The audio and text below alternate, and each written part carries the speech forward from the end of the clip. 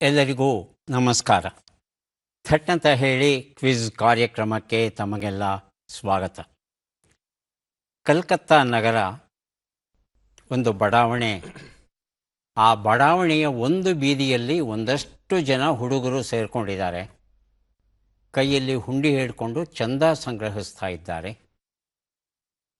ಓರ್ವ ಪ್ರಖ್ಯಾತ ವ್ಯಕ್ತಿಯ ಮನೆಗೆ ಹೋದರು. ಚಂದ ಕೊಡಿ, ಚಂದ ಕೊಡಿ ಕೇಳಿದ್ರು.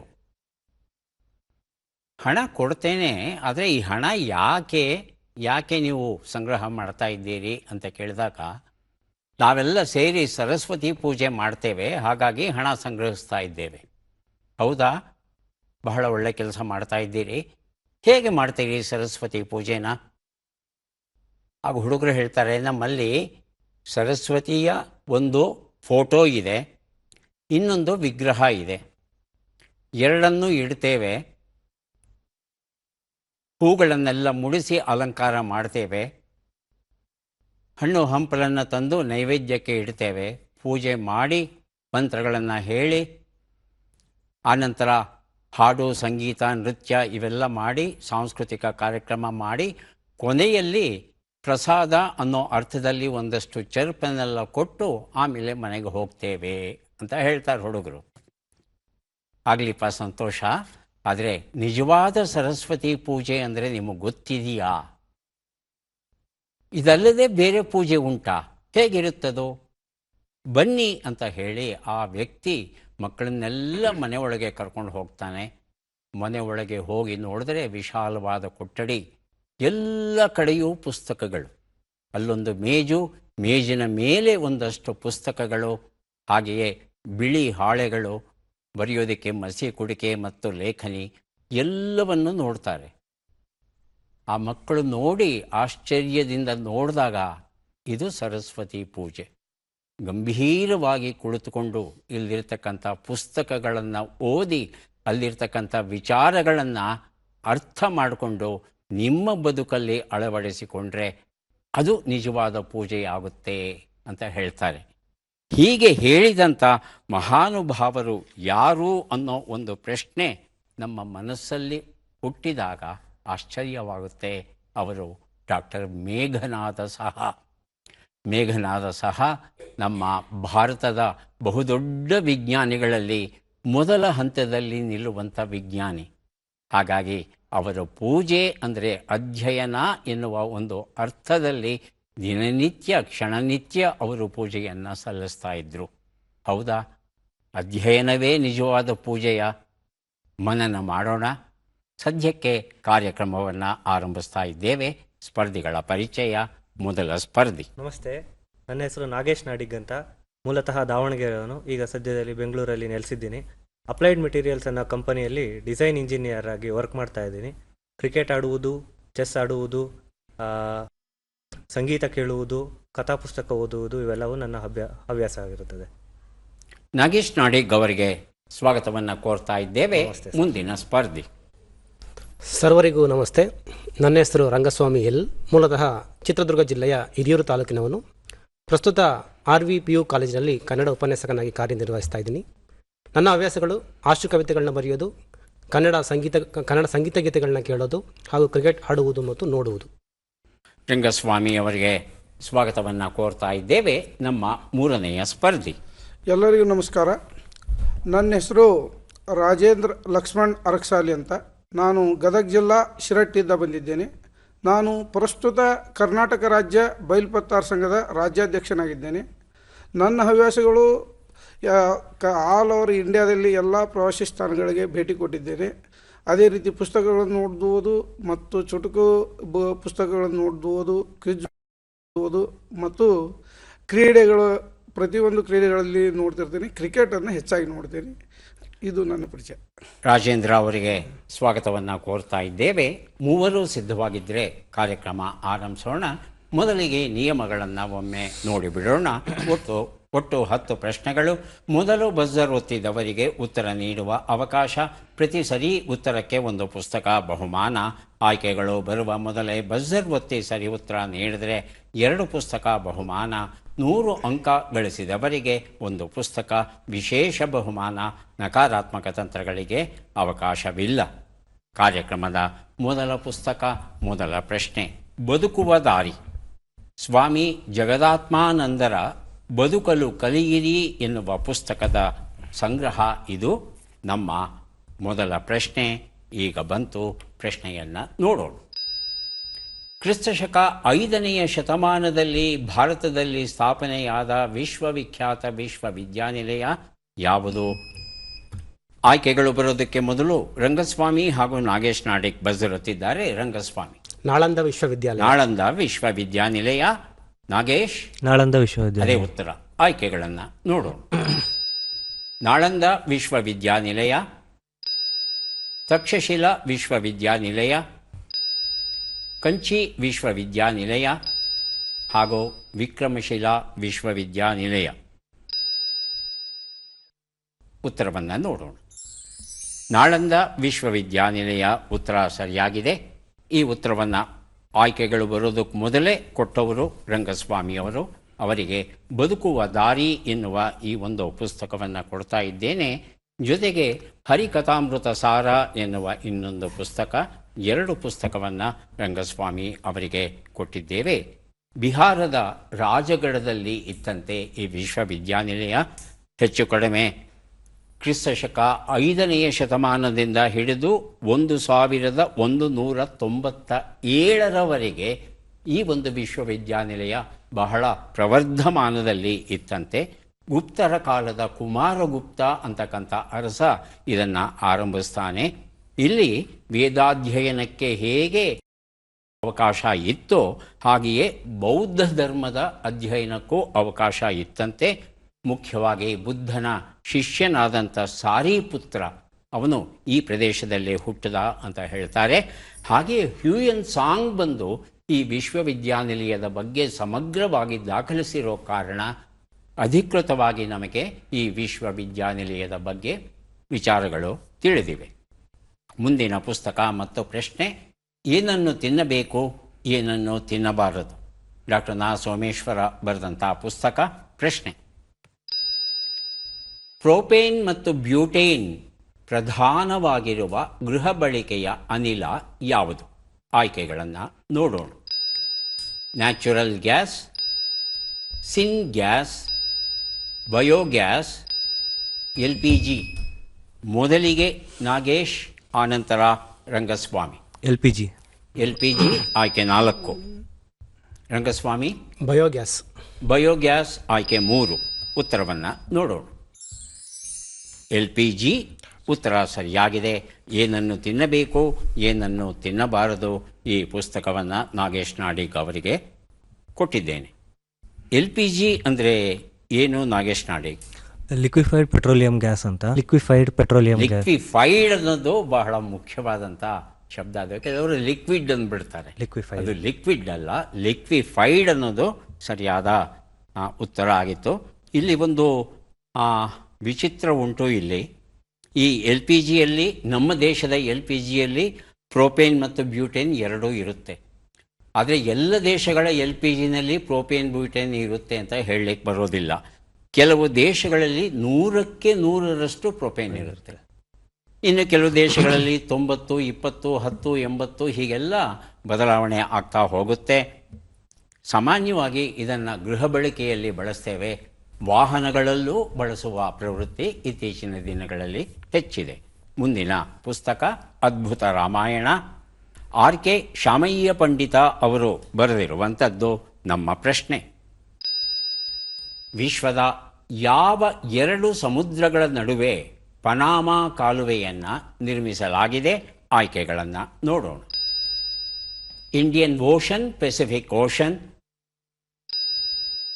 Arctic ocean, Pacific ocean, Atlantic ocean, Pacific ocean, Pacific ocean, Mediterranean C. ಮೊದಲಿಗೆ ನಾಗೇಶ್ ನಾಡಿಗ್, ಆನಂತರ ರಾಜೇಂದ್ರ. ಅಟ್ಲಾಂಟಿಕ್ ಓಷನ್ ಅಲ್ಲ, ಇದು Pacific ocean, Mediterranean C, fourth option. ಆಯ್ಕೆ 4. ರಾಜೇಂದ್ರ. ಆಯ್ಕೆ 3. ಆಯ್ಕೆ 3 ಉತ್ತರವನ್ನು ನೋಡೋಣ. ಆಯ್ಕೆ 3 ಉತ್ತರ ಸರಿಯಾಗಿದೆ. ಅದ್ಭುತ ರಾಮಾಯಣ ಎನ್ನುವ ಈ ಒಂದು ಪುಸ್ತಕವನ್ನು ರಾಜೇಂದ್ರ ಅವರಿಗೆ ಕೊಟ್ಟಿದ್ದೇವೆ. ಮಧ್ಯ ಅಮೆರಿಕಾ ಆ ಭಾಗದಲ್ಲಿ ಪನಾಮಾ ಅಂತಕ್ಕಂಥ ದೇಶ ಉಂಟು. ಆ ದೇಶದಲ್ಲಿ 82 ಕಿಲೋಮೀಟರ್ ಉದ್ದದ ಈ ಒಂದು ಕಾಲುವೆ ಇದೆಯಂತೆ. 1914ರಿಂದ ಇದು ಸೇವೆಯಲ್ಲಿ ಇದೆ. 33 ವರ್ಷಗಳನ್ನು ತಗೊಂಡ್ರಂತೆ ಇದನ್ನು ನಿರ್ಮಿಸೋದಕ್ಕೆ. ಮೊದಲು ಫ್ರೆಂಚ್ ಜನ, ಫ್ರಾನ್ಸ್ನವರು ಬಂದು ಹೇಳಿದ್ರಂತೆ ನಾವು ನಿರ್ಮಿಸ್ತೇವೆ ಅಂತ. ಬಹಳ ಕಷ್ಟಪಡ್ತಾರೆ, ಅವ್ರ ಕೈಲಾಗೋದಿಲ್ಲ. ಕೊನೆಗೆ ಅಮೆರಿಕದವರು ಬಂದು ಕಾಲುವೆಯನ್ನು ಪೂರ್ಣಗೊಳಿಸ್ತಾರೆ. ಈ ಕಾಲುವೆ ಪೂರ್ಣಗೊಂಡ ಕಾರಣ ಸುಮಾರು 13,000 ಕಿಲೋಮೀಟರ್ ಏನು ಸಮುದ್ರದಲ್ಲಿ ಪ್ರಯಾಣ ಮಾಡ್ತಾ ಇದ್ರು ಆ ಪ್ರಯಾಣ ಕಡಿಮೆಯಾಗುತ್ತೆ. ಕೇವಲ ಈ 82 ಕಿಲೋಮೀಟರ್ ದೂರದಲ್ಲೇ ಒಂದು ಕಡೆಯಿಂದ ಮತ್ತೊಂದು ಕಡೆಗೆ ಹೋಗಲಿಕ್ಕೆ ಅವರಿಗೆ ಅನುಕೂಲ ಆಗುತ್ತೆ. ಸುಮಾರು 140 ದೇಶಗಳ 12,000 ಹಡಗುಗಳು, ಪ್ರತಿ ವರ್ಷ 12,000 ಹಡಗುಗಳು ಈ ಕಾಲುವೆ ಮೂಲಕ ಒಂದು ಕಡೆಯಿಂದ ಮತ್ತೊಂದು ಕಡೆಗೆ ಹೋಗುತ್ತೆ ಅಂತ ಹೇಳ್ತಾರೆ. ಇಲ್ಲಿ ಒಂದು ಎಂಜಿನಿಯರಿಂಗ್ ಸವಾಲು ಏನು ಅಂದರೆ, ಎಲ್ಲ ಒಂದೇ ಪಾತಳಿಯಲ್ಲಿಲ್ಲ, ಒಂದೊಂದು ಎತ್ತರದಲ್ಲಿದೆ. ಹಾಗಾಗಿ ಇಲ್ಲಿನ ತಂತ್ರಜ್ಞಾನದ ವೈಭವವನ್ನು ನೋಡಿದರೆ ರೋಮಾಂಚನವಾಗುತ್ತೆ. ಹಾಗಾಗಿ ನೀರಿನ ತೊಟ್ಟಿಗಳನ್ನು ಕಟ್ಟಿ ಆ ತೊಟ್ಟಿಗಳಲ್ಲಿ ನೀರು ತುಂಬಿಸೋದು, ನೀರು ಹೊರಗಡೆ ಬಿಡೋದು, ಈ ತಂತ್ರಜ್ಞಾನವನ್ನು ರೂಪಿಸಿ ಹಡಗನ್ನು ತಂದು ನಿಲ್ಲಿಸ್ತಾರೆ, ನೀರನ್ನು ತುಂಬಿಸ್ತಾರೆ. ಆಗ ಹಡಗು ನಿಧಾನಕ್ಕೆ ನೆಲಮಟ್ಟದಿಂದ ಮೇಲಕ್ಕೆ ಇರುತ್ತೆ. ಆಮೇಲೆ ಅದನ್ನು ಇನ್ನೊಂದು ಕಡೆಗೆ ಕಳಿಸೋದು. ಹೀಗೆ ಬಹಳ ತಾಂತ್ರಿಕ ಕಸರತ್ತಲ್ಲಿ ಮಾಡ್ತಾರೆ. ಹಾಗಾಗಿ ಫ್ರೆಂಚರು ಸೋಲೋ ಕಡೆಗೆ ಅಮೇರಿಕನ್ಸು ಗೆಲ್ತಾರೆ. ಇದನ್ನು ನಿಜಕ್ಕೂ ನೋಡಿಯೇ ಅನುಭವಿಸಬೇಕು, ಅಷ್ಟು ಸೊಗಸಾದಂಥ ಒಂದು ಪ್ರದೇಶ ಈ ಒಂದು ಪನಾಮಾ ಕಾಲುವೆ. ದೀಕ್ಷಿತ್ ನಾಯರ್ ಅವರಿಲ್ಲದೆ ಬದುಕಿನಲ್ಲಿ ಗೆಲ್ಲಬಲ್ಲಿರ ಎನ್ನುವ ಪತ್ರಿಕೆಯ ಅಂಕಣ ಬರಹಗಳು ನಮ್ಮ ಪ್ರಶ್ನೆ. ಬೋನ್ ಕಲೆಕ್ಟರ್ ಕ್ಯಾಟರ್ಪಿಲ್ಲರ್ ಎಲ್ಲಿ ದೊರೆತಿದೆ? ಆಯ್ಕೆಗಳನ್ನು ನೋಡೋಣ. Mauritius, Hawaii, Indonesia, Madagascar. ಮೊದಲಿಗೆ ನಾಗೇಶ್ ನಾಡಿಗ್, ಆನಂತರ ರಾಜೇಂದ್ರ. ಹವಾಯಿ ಆಯ್ಕೆ 2. ರಾಜೇಂದ್ರ. ಪ್ರಶ್ನೆ 4. 4ನೇದು ಮಡಗಾಸ್ಕರ್. ಉತ್ತರವನ್ನು ನೋಡೋಣ. ಹವಾಯಿ ಉತ್ತರ ಸರಿಯಾಗಿದೆ. ಅವರಿಲ್ಲದೆ ಬದುಕಿನಲ್ಲಿ ಗೆಲ್ಲಬಲ್ಲಿರ ಎನ್ನುವ ಈ ಒಂದು ಪುಸ್ತಕವನ್ನು ನಾಗೇಶ್ ನಾಡಿಗ್ ಅವರಿಗೆ ಕೊಟ್ಟಿದ್ದೇನೆ. ಹೈಪಸ್ಮೋಕೋಮಾ ಅಂತಕ್ಕಂಥ ಒಂದು ಪತಂಗ ಇದು. ಈ ಪತಂಗವನ್ನು ಬೋನ್ ಕಲೆಕ್ಟರ್ ಕ್ಯಾಟರ್ಪಿಲ್ಲರ್ ಅಂತ ಹೇಳ್ತಾರೆ. ಬಹಳ ಬಹಳ ವಿಚಿತ್ರ ಜೀವನ ಶೈಲಿಗಳನ್ನು ನೋಡಬಹುದು ಕೀಟ ಜಗತ್ತಲ್ಲಿ. ಇದು ಒಂದು ವಿಚಿತ್ರವಾದದ್ದು. ಈ ತಾಯಿ ಮೊಟ್ಟೆ ಏನು ಮಾಡುತ್ತೆ, ಪತಂಗ, ತಾಯಿ ಪತಂಗ ಇರುತ್ತಲ್ಲ, ಆ ಪತಂಗ ಮೊಟ್ಟೆಗಳನ್ನು ಎಲ್ಲಿಡುತ್ತೆ ಅಂದರೆ, ಎಲ್ಲಿ ಜೇಡರ ಬಲೆ ಇದೆಯೋ ಆ ಜೇಡರ ಬಲೆಯ ಅಂಚಲ್ಲಿ ಮೊಟ್ಟೆಗಳನ್ನು ಇಟ್ಟುಬಿಟ್ಟು ತನ್ನ ಪಾಡು ತಂದು ಹೊರಟೋಗುತ್ತೆ. ಜೇಡರ ಬಲೆ ಅಂದ್ರೇನು? ಕೀಟಗಳು ಸಿಗಾಕೊಳ್ಳುತ್ತೆ, ಆ ಕೀಟವನ್ನು ತಿನ್ನುತ್ತೆ ಜೇಡ. ಅದು ಪೂರ್ತಿ ತಿನ್ನುತ್ತಾ? ತಿನ್ನಲೇಬೇಕು ಅಂತ ನಿಯಮ ಇಲ್ಲ, ಅಲ್ಪ ಸ್ವಲ್ಪ ಉಳಿದಿರುತ್ತೆ. ಆ ಉಳಿದಿರೋದನ್ನು ಹೋಗಿ ಈ ಮೊಟ್ಟೆಯಿಂದ ಬಂದಂಥ ಹುಳು ಅದು ತಿನ್ನುತ್ತೆ. ಅದನ್ನು ತಿಂದ್ಬಿಡ್ಬೋದಲ್ಲ ಜೇಡ ಬಂದು.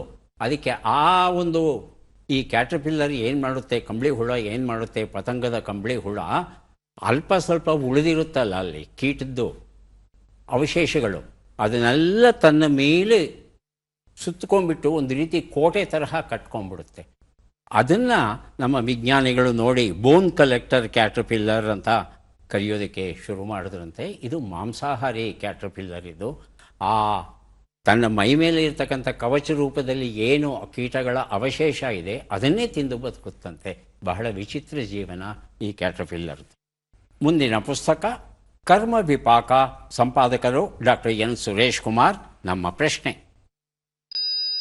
ಬಿಟ್ಟಕ್ಷರಗಳನ್ನು ತುಂಬಿ. ನೇ, ಕಾ, ತ್ರ, ವಿ, ನೆ. ಬಜರುತ್ತಿದ್ದಾರೆ ನಾಗೇಶ್ ನಾಡಿಗ್. ನೇಮಕಾತಿ ಪತ್ರ ವಿಚಾರಣೆ.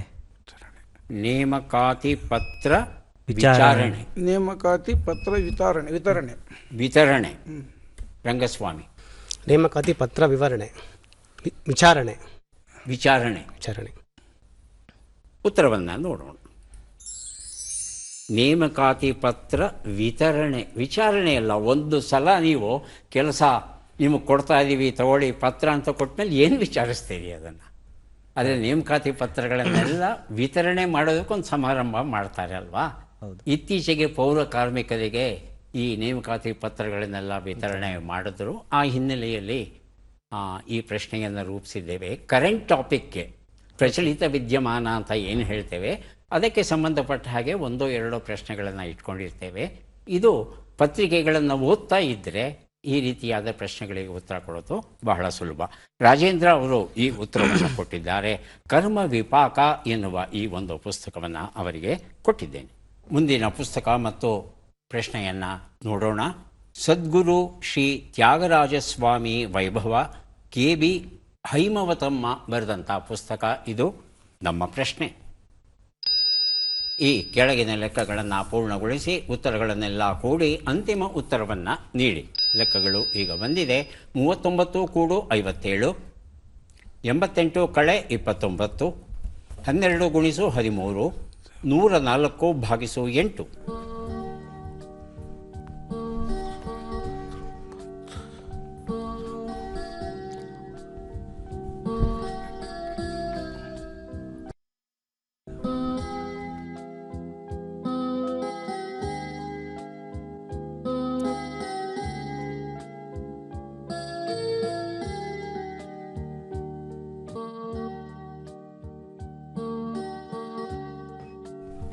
ಬಜರ್ ಒತ್ತಿದ್ದಾರೆ ರಂಗಸ್ವಾಮಿ ಅವರು. ಅಂತಿಮ ಉತ್ತರವನ್ನು ಕೇಳೋಣ. 2-4. 3-2-4. ನಾಗೇಶ್ ನಾಡಿಗ್ 3-2-5. ಸ್ವಲ್ಪ ವ್ಯತ್ಯಾಸ ಇದೆ ರಾಜೇಂದ್ರ. ಉತ್ತರವನ್ನು ನೋಡ್ತಾ ಹೋಗೋಣ. ಒಂದು ಉತ್ತರ 96, 59, 156, 13 ಎಲ್ಲವನ್ನ ಕೂಡಿದರೆ 3-2-4 ಬಂದಿದೆ. ಈ ಉತ್ತರವನ್ನು ರಂಗಸ್ವಾಮಿ ಅವರು ಕೊಟ್ಟಿದ್ದಾರೆ. ಶ್ರೀ ತ್ಯಾಗರಾಜಸ್ವಾಮಿ ವೈಭವ ಎನ್ನುವ ಈ ಒಂದು ಪುಸ್ತಕವನ್ನು ಅವರಿಗೆ ಕೊಟ್ಟಿದ್ದೇವೆ. ಮುಂದೆ ನಾವು ಕೊಡ್ತಾ ಇದ್ದೇವೆ ಕೀಳರಿಮೆ ಏನು, ಏಕೆ, ಹೇಗೆ. ಜಯಪ್ರಕಾಶ್ ನಾಗತಿಹಳ್ಳಿ ಬರೆದಂಥ ಪುಸ್ತಕ. ನಮ್ಮ ಪ್ರಶ್ನೆ: ಈ ಪದ್ಮ ಪುರಸ್ಕೃತರನ್ನು ಗುರುತಿಸಿ. ಚಿತ್ರವನ್ನು ನೋಡೋಣ.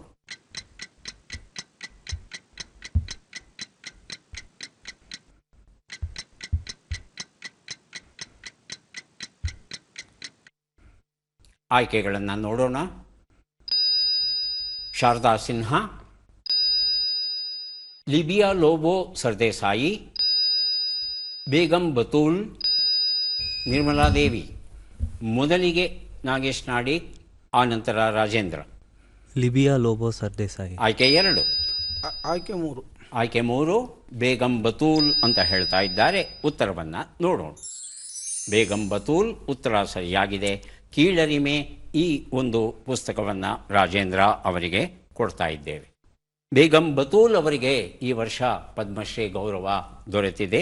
ಇವರು ರಾಜಸ್ಥಾನ್ ರಾಜ್ಯಕ್ಕೆ ಸೇರಿದವರು. ಮೂಲತಃ ಜಾನಪದ ಗಾಯಕಿ ಈಕೆ. ಜೊತೆಗೆ ಧೋಲ್, ಧೋಲಕ್, ತಬಲಾ ಮುಂತಾದ ವಾದ್ಯಗಳನ್ನು ಸಹ ನುಡಿಸ್ತಾರಂತೆ. ವಿಶೇಷವಾಗಿ ಭಜನೆಯನ್ನು ಹಾಡೋದರಲ್ಲಿ ಇವರು ಬಹಳ ಪ್ರಸಿದ್ಧರಂತೆ. ಮುಂದಿನ ಪುಸ್ತಕ ಹಾರಿದಷ್ಟೂ ಆಕಾಶ, ನಾಟಕದ ಪುಸ್ತಕ. ತಾಶ್ರೀ ಗುರುರಾಜ್ ಇದನ್ನು ಬರೆದಿದ್ದಾರೆ. ನಮ್ಮ ಪ್ರಶ್ನೆ: ಈ ಅಕ್ಷರಗಳನ್ನು ಸರಿಯಾಗಿ ಜೋಡಿಸಿ. ಅಕ್ಷರಗಳು: ಸಿ, ಕೋ, ದು, ಪೆ, ಕಾ, ಕಿ, ತಿಂ, ಸಿ.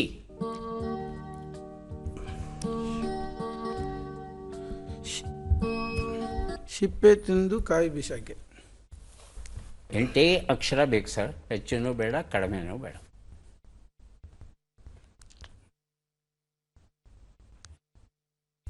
ಒಳ್ಳೆ ಸುಳುಹು ಕೊಟ್ಟಿದ್ದಾರೆ ರಾಜೇಂದ್ರ ಅವರು. ರಂಗಸ್ವಾಮಿ, ನಾಗೇಶ್ ನಾಡಿಗ್ ತಾವು ಸಹ ಪ್ರಯತ್ನಿಸಬಹುದು. 8 ಅಕ್ಷರ. ಗೊತ್ತಾಗ್ತಾ ಇಲ್ವಾ? ಉತ್ತರವನ್ನು ನೋಡೋಣ. ಸಿಪ್ಪೆ ತಿಂದು ಸಿಕ್ಕಾಕಿಕೋ, ಹಣ್ಣು ತಿಂದವನು ತಪ್ಪಿಸ್ಕೊಂಡ, ಸಿಪ್ಪೆ ತಿಂದವನು ಸಿಕ್ಕಾಕ್ಕೊಂಡ ಅಷ್ಟೇ.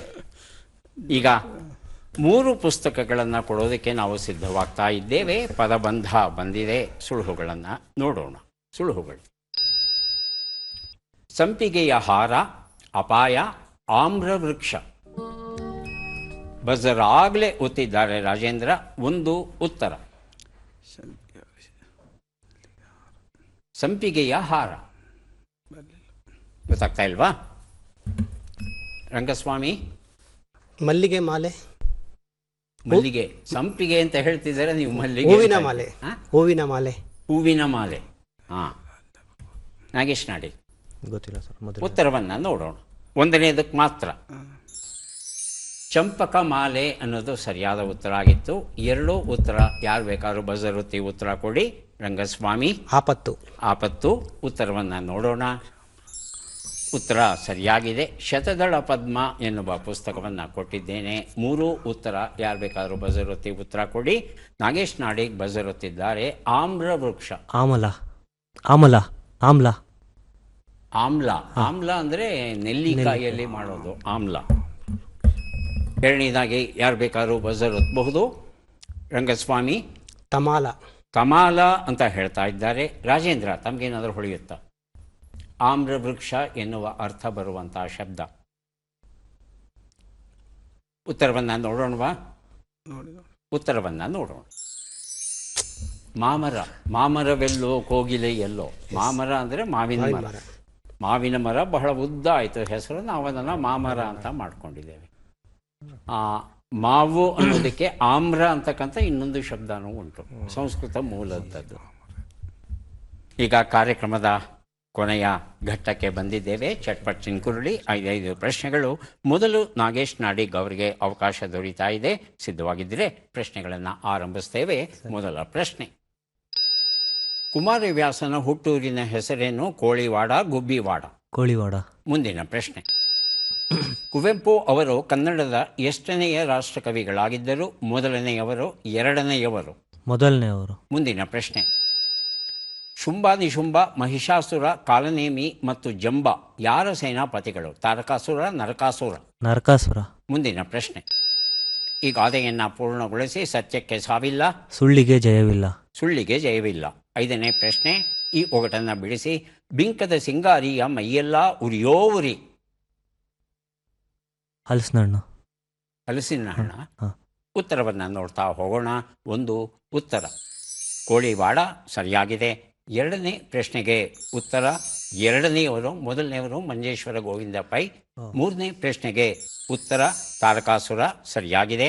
4ನೇ ಪ್ರಶ್ನೆಗೆ ಉತ್ತರ ಸತ್ಯಕ್ಕೆ ಸಾವಿಲ್ಲ, ಸುಳ್ಳಿಗೆ ಸುಖವಿಲ್ಲ, ಜಯವಿಲ್ಲ ಸರಿ ಅಂತ ಸ್ವೀಕರಿಸೋಣ.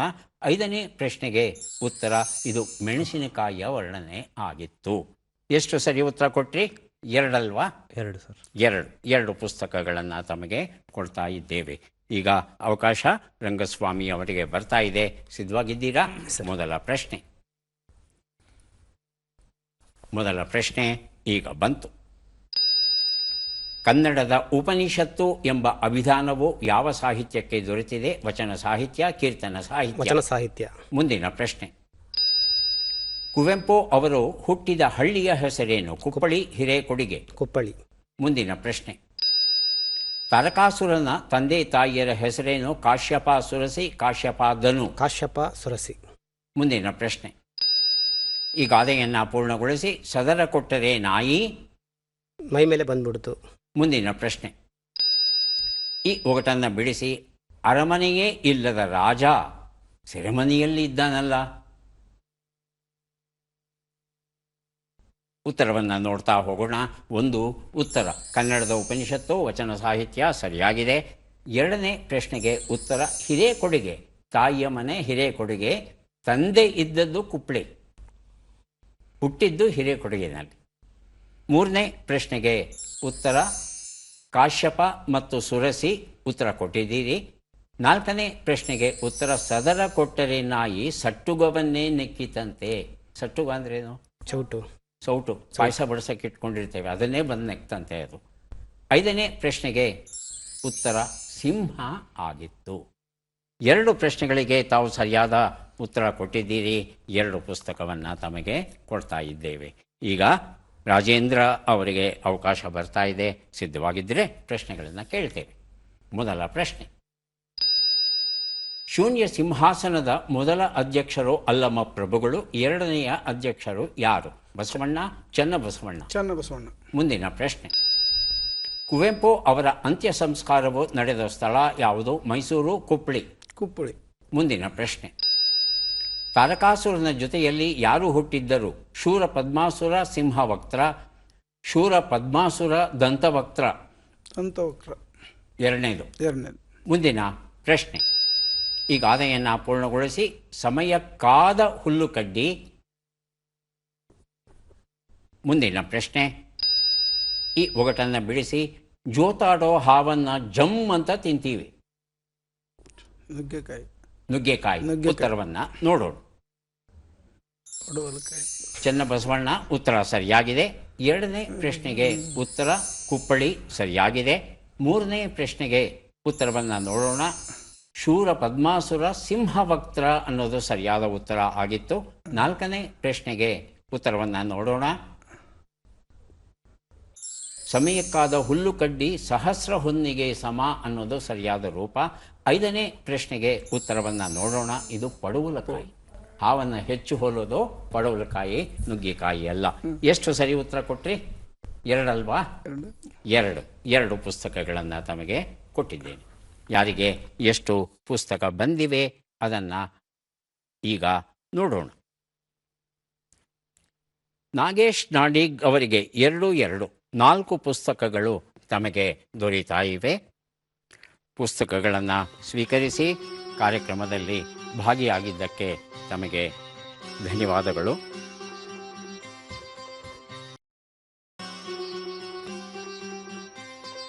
ಮೂರು 6 ಪುಸ್ತಕ ಸಿಗ್ತಾ ಇದೆ ರಂಗಸ್ವಾಮಿ ಅವರಿಗೆ. ಧನ್ಯವಾದಗಳು. ರಾಜೇಂದ್ರ ಅವರಿಗೆ 3 5 ಪುಸ್ತಕಗಳು ತಮಗೆ ದೊರೀತಾ ಇವೆ. ಅಭಿನಂದನೆಗಳು.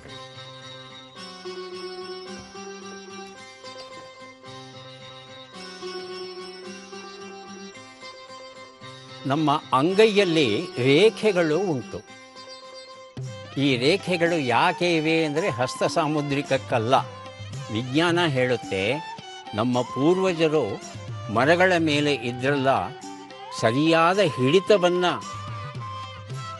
ಹಿಡಿತಕ್ಕಾಗಿ ಈ ರೇಖೆಗಳು ರೂಪುಗೊಂಡವು ಅಂತ. ಇವತ್ತಿಗೂ ಸರ ಒಂದು ಸುತ್ತಿಗೆಯನ್ನು ಹಿಡ್ಕೋಬೇಕು ಅಂದರೆ ಆ ಹಿಡಿತ ಬಿಗಿಯಾಗಿ ಇರಬೇಕಾದ್ರೆ ಈ ಗೆರೆಗಳು ತೀರಾ ಅಗತ್ಯ ಅಂತ ಹೇಳ್ತಾರೆ ವಿಜ್ಞಾನಿಗಳು. ಮತ್ತೆ ಭೇಟಿಯಾಗೋಣ. ನಮಸ್ಕಾರ.